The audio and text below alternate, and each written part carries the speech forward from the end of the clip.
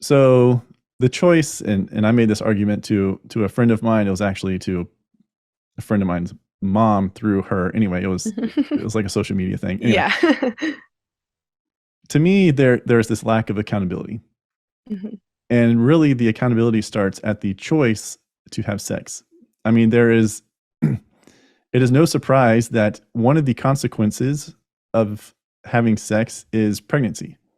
There Mhm. is no there is no contraception or anything that is 100%, Yep. foolproof to work. So to go in and, like you're saying, how people are talking about, oh, it's just a sex is a natural desire, and yes, God created sex to be a wonderful thing between Mhm. a husband and a wife. Um, so just to be like, oh, well, I don't accept the consequences of my actions, or oh, I used a condom, or I used birth control, or I used some other method. I didn't think that we're going to get pregnant, even though again, there's no 100% like Yep. contraceptive, nothing like that.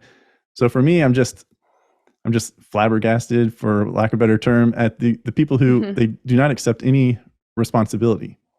And my argument is the choice, like you were just talking about Mm. with your teacher, your professor, is your choice is whether or not you are going to have sex. If you are not ready to accept the potential, even if it's like 1 in 1,000th chance, 1 in 1 millionth chance, if you are not ready, whether it's mentally, physically, financially, whatever, if the relationship you have with that individual who you are engaging in sex with, if you know that, hey, if we got pregnant, this would not go well, like we're not going to Mhm. stick together, you're not going to stick around, all that kind of stuff. That is when you are making your choice. Your Mhm. choice is whether or not to have sex or to not have sex. It's not after you have sex and then decide and then like, oops, Mhm. now I'm going to choose. So I guess what are your thoughts on that? And if you could just, I guess, elaborate, I guess, lay out, I guess, your argument against pro-abortion, because again, we're not going to say pro-choice, pro-abortion. Yeah. And do you, I guess, agree with what I was just talking about, how Mhm. the choice is actually before you have sex? Yes. I think everything you said, 100% I agree with. The only way to 100% guarantee that you will not get pregnant is to abstain.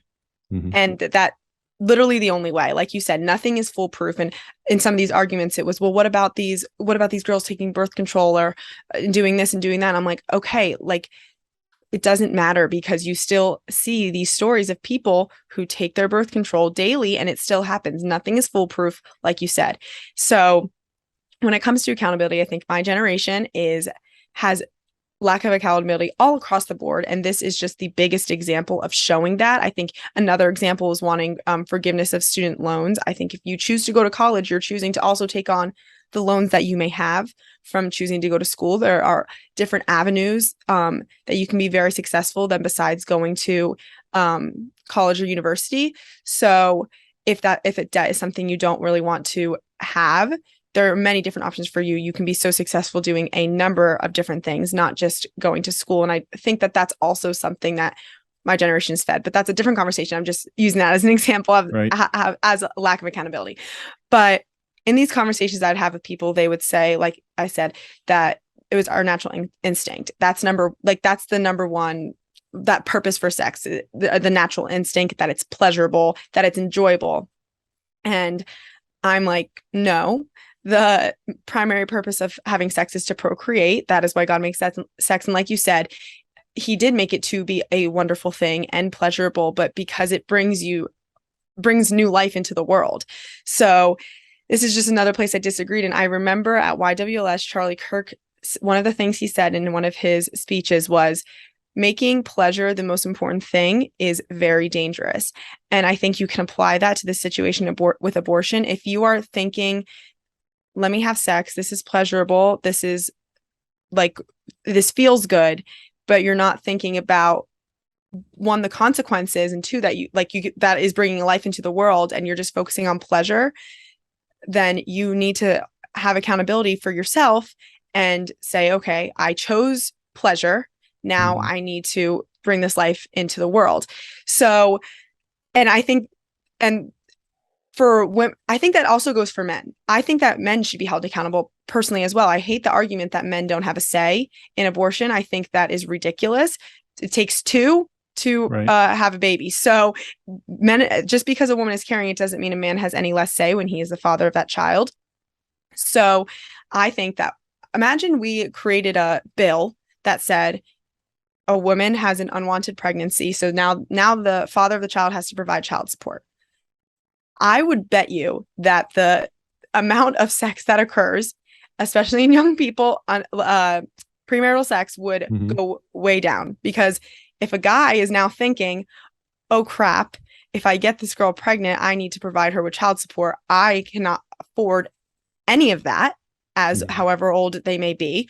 I don't think I could do it. And again, if they're putting pleasure first, they're not even going to be thinking about all of that. But it would just be interesting to see if a bill was created like that or something was created like that, what would happen then? Because now men are also being held accountable for their actions, which I think is also important. Like I said, this, just because the woman is carrying the baby, it takes two to tango. So men need to be held accountable as well. So I'm kind of going on a tangent, but lack of accountability in my generation is huge. And I think the biggest reason why they are fighting so hard for abortion to be legal across the board again. So, hi, I'm Brian Kletter, the creator and host of the Counterthought podcast. Thank you for watching this video. Remember to like it, and then also check out these two videos and subscribe to the channel. For more daily content from me, you can find me on Instagram at Counterthought CEO and the official Counterthought Instagram page at counter_thought. Thank you for watching, and spread the word.